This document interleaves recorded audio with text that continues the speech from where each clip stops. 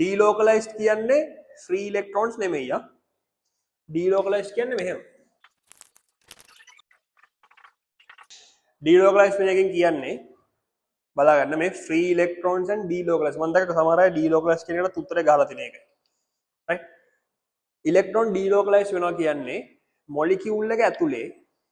5 electrons double bond එකක තියෙන electron pair එකක් delocalized move වෙනවා right ඒකෙන් තමයි resonance structures හැදෙන්න පටන් ගන්නේ understood දැන් මෙතන නම් this double bond is the same but here this electron pair එයා මෙතන ඉඳලා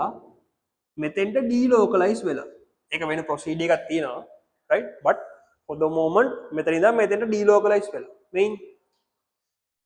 දැන් මෙයාට පුළුවන් ඕනනම් මෙතන ඉඳන් මෙතෙන්ට delocalize වෙන්න